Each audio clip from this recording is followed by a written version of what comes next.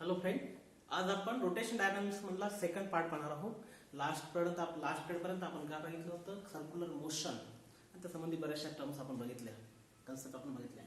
आज आपण rotational motion म्हणजे काय आणि रोटेशनल मोशनचा हा महत्त्वाचा पार्ट आहे, कारण this part is depends on circular motion. त्यामुळे आपल्याला तो अगोदर स्टडी करावा लागला.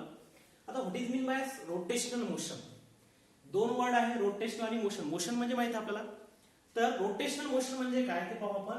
Suppose this is the body or object. If the body is rotated about an axis, जर ही बॉडी एखाद्या ऍक्सिस भोवती जर रोटेट झाली तर that motion is called as a rotational motion. म्हणजे जगामध्ये कुठलीही बॉडी जर रोटेट होत असेल, मूव्ह होत असेल, तर that motion is called as a rotational motion. What is the definition of rotational motion? Motion of body किंवा a body which can rotate, a body which can rotate about an axis, is called as rotational motion. It's called rotational motion. Okay, example सांगा म्हटलं आपल्याला तर काय सांगता येईल? Rotation of fan किंवा दुसरं एकदा एक्झाम्पल सांगा म्हटलं आपल्याला, rotation of wheel of vehicle. Rotation of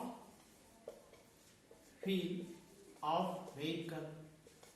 खूप सारे एक्झाम्पल सांगता येईल की जिथं बॉडी रोटेट होत आहे, that motion is called as a rotational motion. आपली अर्थ सुद्धा ऍक्सिस भोवती रोटेट होत आहे. It is also example of rotational motion. Spin motion पण म्हणू शकतो आपण त्याला, रोटेशनल मोशन. आता या रोटेशन मोशन मध्ये काय होते? रोटेशन मोशन मध्ये आपल्याला अजून गोष्टी स्टडी करायच्या आहेत. सर्क्युलर मोशन आणि रोटेशन मोशनचं काय रिलेशन आहे, तर आपल्याला सर्क्युलर मोशन आणि याच्या अगोदर आपल्याला एक ट्रान्सलेशनल मोशन पाहून घ्यायचं आहे. ट्रान्सलेशनल मोशन कशाला म्हणतात? ट्रान्सलेशनल मोशन या दोन कन्सेप्ट आपण समजून घेऊ आणि आपल्याला पुढचं स्टडी आपल्याला सोपं जाईल. ट्रान्सलेशन मोशन म्हणजे काय की motion of a body along a straight line. ही साधी डेफिनेशन आहे. That is called as linear motion. म्हणजे linear motion is also called as translational motion. Linear मोशनची definition, motion of particle along straight line is called as linear motion. Same definition आहे याची पण. Translational motion थोडी conceptual definition पाहू आपण की suppose एखादी बॉडी आहे आणि या बॉडीमध्ये समजा दोन पार्टिकल आहे. Suppose this are the two particles. आपण नाव देऊन टाकू त्याला पी अँड क्यू. आणि या दोन पार्टिकल मध्ये जर आपण लाईन ड्रॉ केली, if you draw the line, म्हणजे काय म्हणू शकतो आपण, line drawn between any two points. हे पॉइंट कुठे आहे? बॉडीच्या आतमध्ये. Therefore it is called as internal points. It is called as a internal point. आता ही जर बॉडी समजा समोर गेली थोडीशी, आणि म्हणजे बॉडीचं काय होऊन राहिलं? मोशन होऊन राहिलं.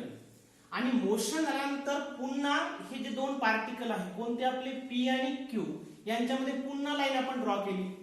म्हणजे ही मोशनच्या अगोदरची गोष्ट आहे, ही मोशनच्या नंतरची गोष्ट आहे. आणि ही लाईन अगोदरची आणि नंतरची बिटवीन टू पॉइंट्स मधली कशी आहे? एकमेकाला पॅरलल. कशी आहे? पॅरलल. असं जर राहत असेल तर that motion is called as a translational motion. That motion is called as a translational motion. म्हणजे अ मोशन इन विच की असं मोशन की जिच्यामध्ये काय झालं? अ लाईन ड्रॉन. आपण काय केलं पहा, ज्या गोष्टी केल्या आहेत त्या गोष्टी लिहायच्या. अ लाईन ड्रॉन. कोणामध्ये लाईन ड्रॉ केली आपण? Drawn between two internal points of a body. Okay. आणि ही जी लाईन आपण ड्रॉ केली ती नंतर ही तशीच कशी राहिली? नंतर पॅरलल राहिली. कोणाला? त्याच लाईनला. म्हणजे याचा अर्थ काय आहे? अ motion in which a line drawn between two points, a line drawn between two internal points of a body remains parallel to itself is called as translational motion. म्हणजे ट्रान्सलेशनल मोशनची कन्सेप्ट काय आहे की बॉडी मोशन मध्ये आहे आणि दोन point मध्ये जर आपण लाईन ड्रॉ केली, ती लाईन जर नंतर सुद्धा पॅरलल राहत असेल तर that motion is called as a translation motion. म्हणजे याचा अर्थ आहे बॉडी समजा आणि हा पाथ जो आहे पार्टिकलचा, पाथ कसा आहे? Straight line. Path of particle is a straight line, तर त्या मोशनला अजून एक नाव आहे. It has two types. कोणकोणाचे? Translational motion has also two types. कोणकोणते? एक आहे rectilinear motion, rectilinear translational motion, आणि दुसरा कोणता आहे? Curvilinear translational motion. हे कशावर टाईप पडले? पहिले आपण ही डेफिनेशन महत्वाची. कोणती? ट्रान्सलेशन मोशन म्हणजे काय? A motion in which a line drawn कोणामध्ये between two internal points of a body remains parallel. पहा नंतर सुद्धा कशी राहिली? ती पॅरलल राहिली after the motion. That motion is called as the translation motion. आणि हा जो पाथ आहे पार्टिकलचा कसा आहे? सरळ चालली बॉडी. याचा अर्थ हा पाथ कसा आहे? पाथ ऑफ पार्टिकल्स कसा आहे? Straight line. त्या पाथवरून त्याचा टाईप पडला. That motion is called as the rectilinear translation motion. That motion is called as the rectilinear motion, rectilinear translation motion. आणि समजा ही बॉडी समजा अशी कर्व मध्ये गेली, वर गेली, पुन्हा अशी आली आणि पुन्हा अशी समोर चालली, परंतु पाथ पार्टिकल जो आहे पॅरलल जर राहत असेल तर that is called as the curvilinear translation motion. म्हणजे path of particle is a curve, is along a curve, that motion is called as the curvilinear translation motion. म्हणजे आपल्याला ट्रान्सलेशन मोशन समजलं. त्याच्यावरून सारखी डेफिनेशन आहे ट्रान्सलेशन मोशन सारखीच. Rotational motion, जे आपण रोटेशनल मोशनची शॉर्ट डेफिनेशन केली की एखादी बॉडी जर फिरत असेल कोणाभोवती? ऍक्सिस भोवती, that motion is called as the rotational motion. पण यानुसार जर आपण डेफिनेशन केली तर फार सोपी आहे. याच्यामध्ये पॅरलल राहते, फक्त इथे एक वर्ड ऍड करायचा. कोणता? Does not parallel. बस. म्हणजे काय डेफिनेशन आहे ट्रान्सलेशन रोटेशनल मोशनची? की a motion in which a line drawn between two internal points of a body does not remains parallel, does not remains parallel किंवा does not parallel to itself is called as rotational motion, is called as rotational motion. म्हणजे आपण translation वरून कशाची definition तयार केली? Rotation मोशनची. कशाची? Rotation मोशनची. म्हणजे जर लाईन पॅरलल राहत असेल आफ्टर अँड बिफोर तर that is called as the translation motion, आणि पॅरलल राहत नसेल तर that motion is called as the. आता रोटेशनल मोशन म्हणजे नेमकं काय होईल ते आपल्याला पाहायचं आहे. रोटेशन मोशन साठी एक एक्झाम्पल पाहू आपण. Suppose this is the rod, आणि या रॉड हा रोटेट होत आहे कोणाभोवती? या ऍक्सिस भोवती. An axis passing through one point, suppose any point, आणि हा पॉइंट असला पाहिजे बॉडीच्या आतमधून. आता ही बॉडी यावर रोटेट होत आहे. इन रोटेशन मोशन नेमके काय होते? पार्टिकलचं मोशन कसं होते ते पाहायचं आपल्याला. तर ही बॉडी काय होत आहे? या ऍक्सिसच्या भोवती रोटेट होत आहे. जेव्हा रोटेट होत आहे तेव्हा याच्यामध्ये नंबर ऑफ पार्टिकल्स आहे कोणामध्ये? या बॉडीमध्ये. तेव्हा ही बॉडी जेव्हा रोटेट होते तेव्हा या पार्टिकलचं पहा कोणतं मोशन? पार्टिकल इथं पोहोचले थोड्या वेळाकडे. म्हणजे या पार्टिकलचं कोणतं मोशन होऊन राहिलं? Circular motion. म्हणजे in rotational motion particles of body perform कोणतं मोशन? Circular motion. साधी गोष्ट आहे. आपण एक साधं आपलं एक्झाम्पल पाहू. Suppose this is the earth and this earth is rotate about and axis. बरोबर आहे? या ऍक्सिसच्या भोवती फिरतात. समजा आपण इथे कुठेतरी आहोत, ही बॉडी अशी रोटेट होऊन राहिली, म्हणजे आपलं कोणतं मोशन होऊन राहिलं? सगळ्या पार्टिकलचं सर्क्युलर मोशन. म्हणजे आपण असं म्हणू शकतो in rotational motion all the particle perform circular motion, or the particle perform circular motion. तर अशा 2-3 गोष्टी आपल्याला याच्यामध्ये समजून घ्यायच्या आहेत. तर रोटेशन मोशन पूर्ण डिटेलमध्ये समजून घेण्यासाठी आपल्याला काही बेसिक टर्म्स माहित असणं आवश्यक आहेत. तर आपला आतापर्यंत आपण ट्रान्सलेशन मोशन बघितलं. काय असते ट्रान्सलेशनल मोशन? ट्रान्सलेशनल मोशन आणि दुसरं कोणतं बघितलं आपण आता? Rotational motion. दोघे कंपॅरिझन करायचं, दोघांमध्ये अनालॉजी प्लस पाहायची आहे. Rotational motion. ओके. तर ट्रान्सलेशनल मोशन मध्ये काय होते की जी लाईन ड्रॉ केली आपण 2 पॉइंट मध्ये ती रिमेन्स पॅरलल राहते. That motion is called as a translation motion. Okay. पार्टिकलचं काय होतं? इथून इथपर्यंत पार्टिकलचं काय झालं? डिस्प्लेसमेंट झालं. म्हणजे ही क्वांटिटी आली कोणती? Yes. Yes means linear displacement. Yes mean linear displacement. आणि या लिनियर डिस्प्लेसमेंटला रेट ऑफ चेंज ऑफ लावलं काय मिळते आपल्याला? Linear velocity. पुन्हा या व्हेलॉसिटीला रेट ऑफ चेंज ऑफ लावलं काय मिळते आपल्याला? Linear acceleration. आपण इथे लिहू linear displacement, linear velocity, linear acceleration. या टर्म आपण ऑलरेडी स्टडी केलेले आहे. त्याच्यानंतर आपल्याला हे माहित आहे की इथे मास कशाने लिहितो आपण? m. बॉडीला मोशन मध्ये येण्यासाठी काय पाहिजे? Force. That is called according to Newton second law. That is called F is equal to m. माहिती आपल्याला. त्याच्यानंतर लिनियर मोमेंटम कोणत्याशी लिहितो आपण? p न. बरोबर आहे? तर या गोष्टीची आपल्याला स्टडी केलेली आहे. या टर्म आपण ऑलरेडी पाहिलेली आहे. रोटेशनल मोशन मध्ये सुद्धा आपण काय केलं, आपण सर्क्युलर मोशनचे अभ्यास करताना आपण पाहिलं आहे की जेव्हा बॉडी रोटेट होते, जेव्हा आपण आता पाहिलं की बॉडी रोटेट होते, रोटेट झाल्यानंतर बॉडी जेव्हा इथे पोहोचते तर बॉडीचं इथे काय झालं, अँगल तयार झाला. That's called as angular displacement. That's called as angular displacement. किंवा आपण सर्क्युलर मोशन मध्ये बघितलेलं आहे की पार्टिकल जेव्हा सर्कम्फरन्सवर फिरतो, दिस इज द रेडियस वेक्टर, हा पार्टिकल इथून इथपर्यंत पोहोचला तेव्हा दोन रेडियस वेक्टर मध्ये काय तयार होते, अँगुलर डिस्प्लेसमेंट. आणि इथं जे आर्क तयार झाले that's called as the linear displacement. बरोबर आहे. तर इथं जे डिस्प्लेसमेंट आपण घेतो ते कोणते डिस्प्लेसमेंट असते, theta. That is called as the angular displacement. या क्वांटिटी आपल्याला खूप महत्त्वाच्या आहे. इथं कोणती होती, लिनियर डिस्प्लेसमेंट, तिकडे कोणती आहे, अँगुलर डिस्प्लेसमेंट. आता आपल्याला या क्वांटिटीचा आपला अभ्यास करायचा आहे. या क्वांटिटी आपल्याला माहित आहे. तर लिनियर डिस्प्लेसमेंट इथं कोण आहे, अँगुलर डिस्प्लेसमेंट. तसं जिथं लिनियर व्हेलॉसिटी आहे तशी इथं कोणती व्हेलॉसिटी होती आपली, अँगुलर व्हेलॉसिटी. इथं लिनियर एक्सेलरेशन, इकडे कोण, एक्सेलरेशन दोन प्रकारचे असतात, एक टँजेन्शियल एक्सेलरेशन, दुसरं कोणतं असतं, रेडियल एक्सेलरेशन.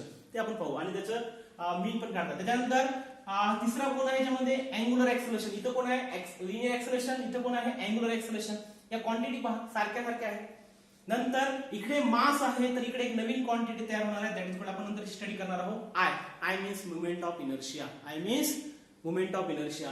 हा जो मास आहे हा इनर्शिया मोजतो कुठं, ट्रान्सलेशन मोशन. म्हणजे आपण काय म्हणू शकतो, mass measure inertia in translation motion. आणि इथं आय काय मोजतो, इनर्शिया कुठं, रोटेशन मोशन मध्ये. याची स्टडी आपण नंतर करणार आहोत. ओके. जसं इथं फोर्स प्रोड्युसेस मोशन, एखाद्या बॉडीला जर मोशन मध्ये आणायचं असेल तर आपण तर काय अप्लाय करतो, force is equal to ma. तसंच इकडे एखाद्या बॉडीला रोटेशनल मोशन मध्ये आणायचं असेल तर तिथं एक नवीन क्वांटिटी आहे, that's called as a tau. That's called as a tau. त्या टाउ पण असे म्हणतात काही लोक, आपण टॉस म्हणू. ओके. इकडे लिनियर मोमेंटम आहे, तिकडं अँगुलर मोमेंटम आहे. तर आपल्याला या क्वांटिटीचा जास्त अभ्यास करायचा आहे. What is mean by theta. Theta म्हणजे आपण पाहिलेलं आहे, that's called as angular displacement.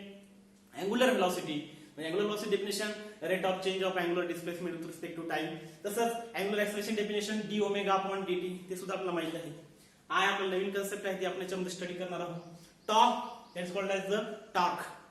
टॉर्कचं काम काय आहे, टू प्रोड्यूस रोटेशनल मोशन. फोर्सचं काम जर विचारलं तर काय आहे, फोर्स प्रोड्युसेस ट्रान्सलेशन मोशन. दोन गोष्टी लक्षात ठेवायच्या, force produces translation motion, torque produces rotational motion. तसंच आपल्याला काय लक्षात सांगितलं, मास काय करते, measure inertia in translation motion, I measure inertia in rotational motion. Okay. आणि आपला अजून एक कन्सेप्ट पाहायचा, इकडे लिनियर मोमेंटम असेल तर इकडे काय, L is equal to angular momentum. अशी आपल्याला स्टडी करायची आहे. त्याच्यामध्ये आपण आता रोटेशन मोशनला स्टार्ट करू. रोटेशन मोशन मध्ये काही बेसिक ज्या टर्म आहेत ते आपण आता एकेकाने पाहू. Basic terms in rotational motion. Basic terms in rotational motion. तर पहिली टर्म आपल्याला बघायची आहे, रिजिड बॉडी. आपण सुरुवातीच्या लेक्चर मध्ये बघितली होती रिजिड बॉडी मध्ये, पुन्हा एकदा आपण रिवाइज करू. What is mean bye rigid body. तर रिजिड बॉडी कशाला म्हणतात ते आपण पाहू. रिजिड बॉडी कशाला म्हणते की आपण सपोज ही बॉडी आहे आणि या बॉडी म्हणलं कुठल्याही दोन पार्टिकलचं डिस्टन्स रिमेन्स कॉन्स्टंट राहत असेल, मग याच्यावर कुठलाही फोर्स जरी अप्लाय झाला, if we apply external force, दोन बॉडी मधलं अंतर जर रिमेन्स सेम राहत असेल तर that body is called as a rigid body. जसं एखाद्या मुलाला कितीही समजून सांगितलं आणि त्याच्यामध्ये काहीच फरक पडत नसेल त्याच्या नॉलेज मध्ये, तर that body is called as a rigid body. कारण पार्टिकल एकमेकांपासून असे डिस्प्लेस होणारच नाही. That body is called as a rigid body. What is the rigid body, a body in which काय सांगतात डेफिनेशन, की अशी body, a body in which distance between any two particles, दोन पार्टिकल मतलब distance, any two particle remains constant after the application of external force. After the application of external force is called as rigid body. Rigid body कशाला म्हणायचं, की ज्या body मध्ये दोन पार्टिकलचं distance remains constant असेल, मग त्याच्यावर किती फोर्स अप्लाय केलं, that body is called as a rigid body. तर रिजिड बॉडीचे एक्झाम्पल आपण याच्यामध्ये पाहणार या युनिट मध्ये. तर असे बरेचसे एक्झाम्पल आहे. एक रॉड आहे, युनिफॉर्म रॉड. त्याच्यानंतर डिस्क. ओके. डिस्क नंतर आपल्याला पाहायचं आहे स्पियर. नंतर सिलेंडर, याची आपल्याला स्टडी करायची आहे. Rigid body, these are the rigid body. Okay, तर पहिली टर्म काय सांगितली आपण, रिजिड बॉडी. कशाला म्हणायचं, a body in which distance between any two particle remains constant, that is called as a rigid body. आणि कोणकोणते एक्झाम्पल आहे, रॉड, डिस्क, स्फियर, सिलेंडर, असे खूप सारे एक्झाम्पल आहे. पण perfectly rigid body does not exist in the universe. Perfect rigid body कुठेही अस्तित्वात नाही आहे. ओके, तर त्याच्यानंतर आपल्याला पाहायचं आहे त्यानंतर आपल्याला दुसरी टर्म बघायची आहे. पहिली टर्म आपण काय पाहिलं, रिजिड बॉडी. आता दुसरी टर्म काय पाहायची आपल्याला, ऍक्सिस ऑफ रोटेशन. कशाला म्हणतात, नावामध्ये डेफिनेशन तयार होते. नावामध्ये आपल्याला कन्सेप्ट समजते की ऍक्सिस म्हणजे आपल्या डोळ्यासमोर काय उभं राहते, बॉडी नाही राहत, काय राहते, एखादी लाईन. जशी आपली अर्थ आहे, अर्थ कोणाभोवती फिरते, ऍक्सिस भोवती. म्हणजे ऍक्सिस म्हटल्यानंतर आपल्या डोळ्यासमोर काय उभं राहते, एक लाईन. अशी लाईन आपल्या अर्थच्या भोवती ऍक्च्युअल मध्ये दिसत नाही. It is a imaginary line. याला आपण काय म्हणू शकतो, this is the imaginary line. Imaginary line. आणि इमॅजिनरी लाईन कुठून गेली पाहिजे, त्या बॉडीच्या मधून गेली पाहिजे. आणि त्याचं वैशिष्ट्य काय आहे लाईनचं, की ज्या लाईन भोवती ती बॉडी काय झाली पाहिजे, रोटेट झाली पाहिजे. सर्वात महत्वाची कंडिशन कोणती, की लाईन कुठून गेली पाहिजे, बॉडीच्या मधून. आणि त्या लाईन भोवती बॉडी काय झाली पाहिजे, जर रोटेट होत असेल तर that imaginary line is called as the axis of rotation. ज्या ऍक्सिस भोवती रोटेशन होते बॉडीचं, that line is called as the axis of rotation. That axis is called as the axis of rotation. Definition सांगा म्हटलं तर फार सोपी आहे. ऍक्सिस म्हटले काय आहे, and imaginary line. And imaginary line कुठून गेली, passing through the body. Passing through the body. Passing through the body about which a body can be rotate. ते महत्वाचं आहे की त्याच्या भोवती नाही तर बॉडीच्या आत म्हणून गेले पण त्या बॉडीच रोटेट होत असेल तर काही महत्वाचं नाही. Okay, about which a body can be rotate is called as axis of rotation. Is called as axis of rotation. दोन गोष्टी बघितल्या आपण, पहा यात महत्वाचे आपल्याला. रोटेशन मोशन जर समजून घ्यायचं असेल डिटेलमध्ये तर या गोष्टी आपल्याला महत्वाच्या. पहिले काय सांगितलं आपण, रिजिड बॉडी, की दोन पार्टिकल मध्ये डिस्टन्स केव्हाही सेमच राहते, त्याच्यावर किती फोर्स अप्लाय केले. ऍक्सिस ऑफ रोटेशन म्हणजे काय, ज्या लाईन होती बॉडी रोटेट होऊन राहिली, that line is called as the axis of rotation. Okay, हा ऍक्सिस असा नाही की सेंटर मधून गेला पाहिजे, इथूनही जाऊ शकतो, बरोबर आहे. बॉडी कोणत्याही ज्या फक्त त्या बॉडी ती लाईन फक्त त्या ऍक्सिस कडून तरी गेला पाहिजे, बॉडीच्या एका पॉइंट वरून गेला पाहिजे. हा ऍक्सिस इथे राहू शकतो, इथे राहू शकतो, इथे राहू शकतो, कुठे राहू शकतो. फक्त वैशिष्ट्य काय आहे, कंडिशन कोणती आहे, की about which a body can be rotated is called as axis of rotation. Okay, त्याच्यानंतर पुढची कन्सेप्ट बघायची आपल्याला. बेसिक टर्म नंतर सेंटर ऑफ मास कशाला म्हणतात. Third term centre of mass. सुरुवातीच्या लेक्चर मध्ये तुम्हाला मी कन्सेप्ट सांगितली होती, सेंटर ऑफ मास. पण नावामध्ये सगळं डेफिनेशन तयार होते. सेंटर कशाचं, मासचं. सेंटर म्हटल्यानंतर आपल्याला एक पॉइंट आठवतो. सेंटर म्हटल्यानंतर एखादी लाईन आठवत नाही आपल्याला. जसं मग अशी ऍक्सिस म्हटलं की आपल्याला काय आठवलं होतं, लाईन आठवली होती. तसं सेंटर म्हटले काय आठवते, पॉइंट आठवतो.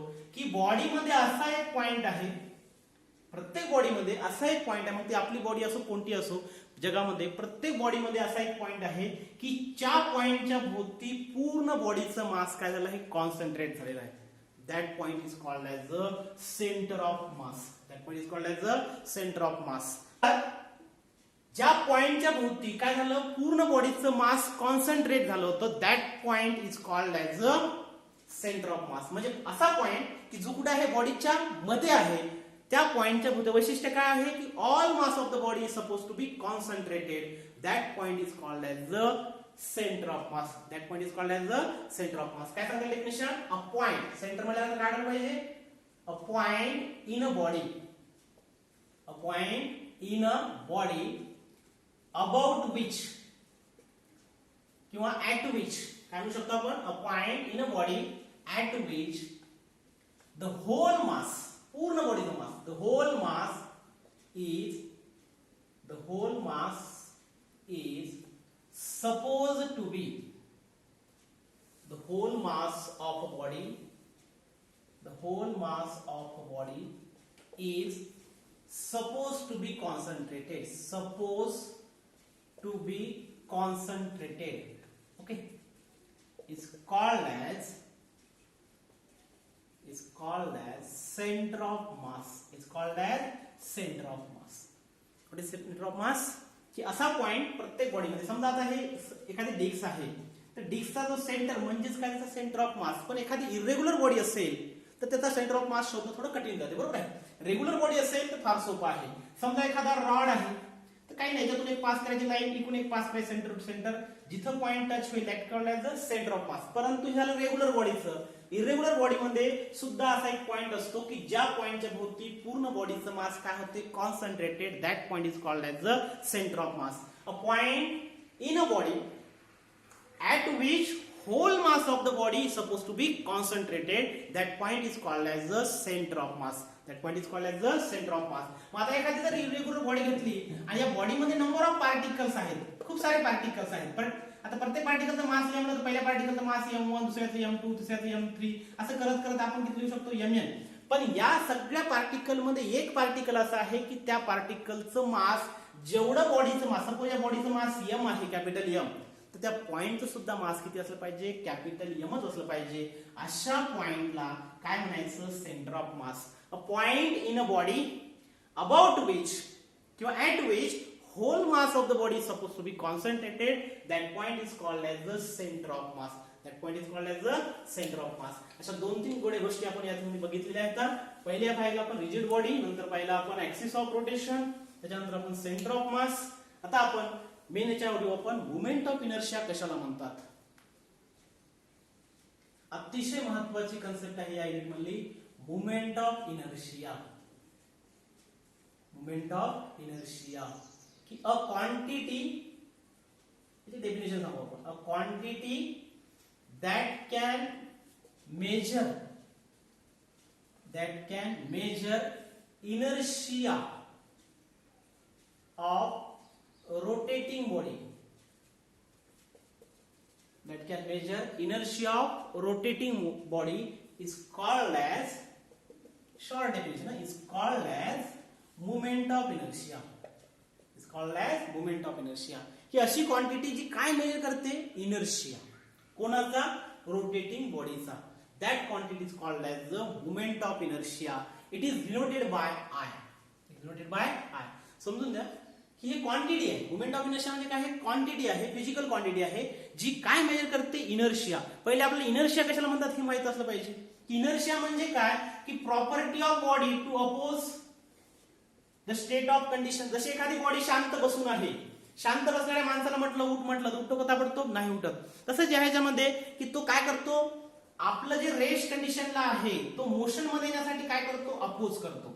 किंवा एखादी बॉडी कंटिन्युअसली पळून राहिली, तिला म्हणून स्टॉप म्हटलं तर स्टॉप होते का, ताबडतोब नाही होत. म्हणजे याचा अर्थ त्या बॉडीने काय केला, अपोज केला. या अपोज करण्याच्या प्रॉपर्टीला काय म्हणायचं, इनर्शिया.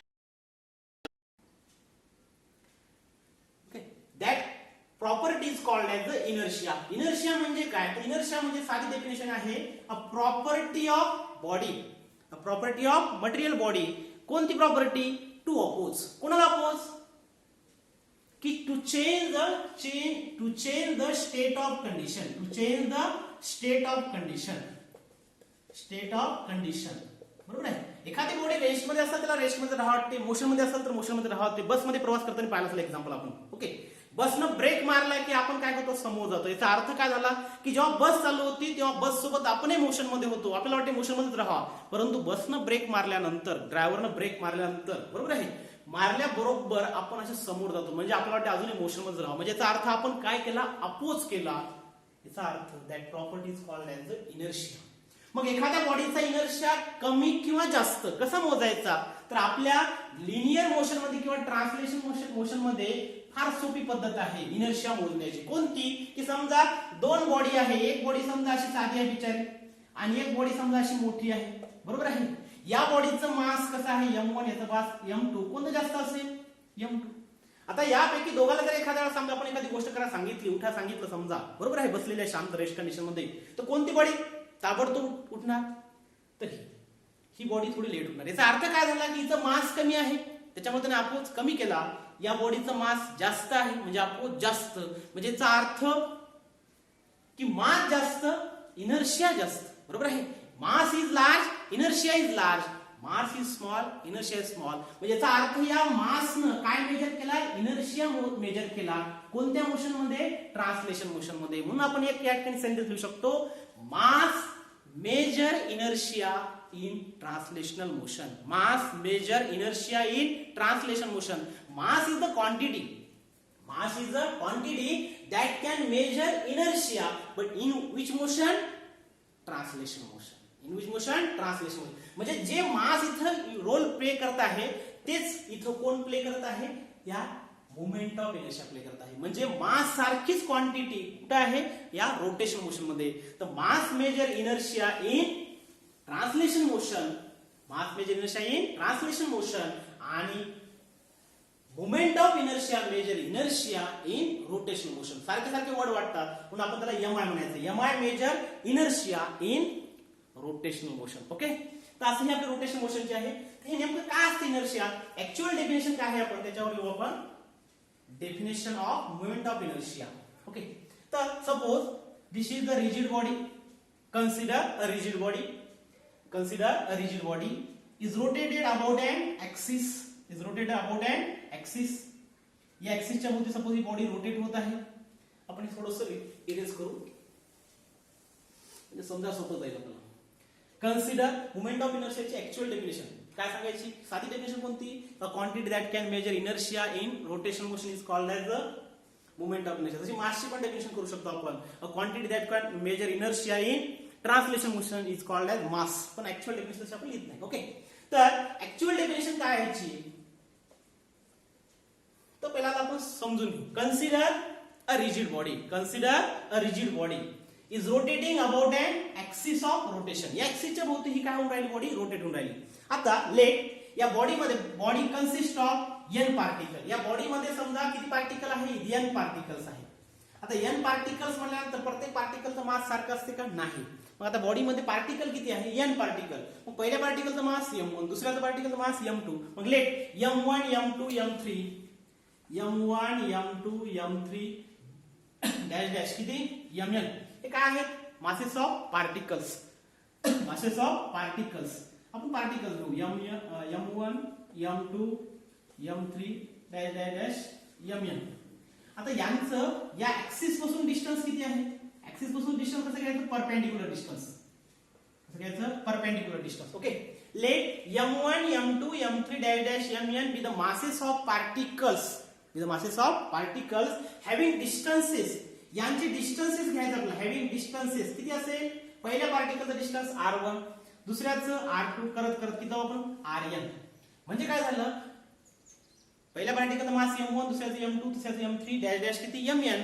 पण ती पहिल्या पार्टिकलचा डिस्टन्स r1, दुसऱ्याचं r2, तिसऱ्याचं r3 असं करत करत शेवटच्याचं किती घेऊ आपण? rn. म्हणजे आपण असं लिहू शकतो, let the body consist of n particles having masses m1 m2 m3 dash dash mn having distances r1 r2 r3 dash dash rn from axis of rotation respectively. बरोबर. आता या पार्टिकलचा जो मोमेंट ऑफ इनर्शिया काढायचा आहे म्हणजे काय? Suppose या पार्टिकलचा पहिला पार्टिकल घेऊ, याचा मोमेंट ऑफ इनर्शिया काढायचा कोणाभोवती? ऍक्सिस भोवती. त्याचा एक फॉर्म्युला आहे. कोणता? I is equal to summation of mi ri square. हा फॉर्म्युला याच्यावर आपल्याला डेफिनेशन तयार करता येणार आहे. n to n काय आहे? तर पहिल्या पार्टिकलचा मोमेंट ऑफ इनर्शिया काढायचा ऍक्सिस भोवती तर काय करायला लागेल? पहिला पार्टिकल असल्यामुळं I1 is equal to काय येईल? m1 r1 square. कारण पहिल्या पार्टिकलचा मास m1, डिस्टन्स किती? r1 आणि त्याचा स्क्वेअर करायला लागेल m1 r1 स्क्वेअर. दुसरा पार्टिकल असेल तर m2 r2 स्क्वेअर. तिसरा असेल तर m3 r3 स्क्वेअर. असं करत आपण सर्व पार्टिकलचे काढू शकतो. बरोबर आहे. आणि या सर्व पार्टिकलचा मोमेंट ऑफ इनर्शिया जर आपण कलेक्ट केला तर आपल्याला पूर्ण बॉडीचा मोमेंट ऑफ इनर्शिया मिळतो. म्हणजे मोमेंट ऑफ इनर्शिया पूर्ण बॉडीचा काढायचा असेल तर प्रत्येक पार्टिकलचा काढायचा आणि प्रत्येक पार्टिकलच्या मोमेंट ऑफ इनर्शियाची आपण जर सम घेतली तर that sum is called as the moment of inertia. How to explain definition? The algebraic sum of कशाची अल्जेब्रिक सम आहे? ही प्रॉडक्टची. द अल्जेब्रिक सम ऑफ हा दोघांचा प्रॉडक्ट आहे. कोणाकोणाचा? Mass of each particle. सगळ्या पार्टिकलचं मास. ओके. आणि आर आय काय आहे, आर आय स्क्वेअर म्हणजे काय, डिस्टन्सेस कुठून, ऍक्सिस पासूनचे, बरोबर. तर काय सांगता येईल, the algebraic sum of product of, the algebraic sum of product of, सांगा दोन कोणत्या क्वांटिटी आहे. पहिली क्वांटिटी कोणती आहे, mass of each particle, mass of each particles झालं पहिले काय. आता राहिलं कोण, r i square and square of distances, नुसतं डिस्टन्स नाही, स्क्वेअर ऑफ डिस्टन्सेस कुठून, from axis of rotation, from axis of rotation is called as moment of inertia, is called as moment of inertia, is called as moment of inertia. He definition आपल्याला कायम स्वरूपी लक्षात ठेवायची आहे. हा formula लक्षात ठेवला की डेफिनेशन फार सोपी झाली. कशी काय, याला काय म्हणायचं, अल्जेब्रिक सम. हा काय आहे, प्रॉडक्ट, दोन क्वांटिटी सांगायच्या, कोणकोणत्या, पहिली क्वांटिटी मास, दुसरी क्वांटिटी काय आहे, डिस्टन्स कुठून, ऍक्सिस पासून, बरोबर. आणि त्याचा स्क्वेअर आहे. तर सांगता येईल डेफिनेशन, द अल्जेब्रिक सम, इकडे खाली पाहायची गरज नाही पडली पाहिजे, the algebraic sum of product of mass of each particle and square of distances from axis of rotation, square of distances from axis of rotation.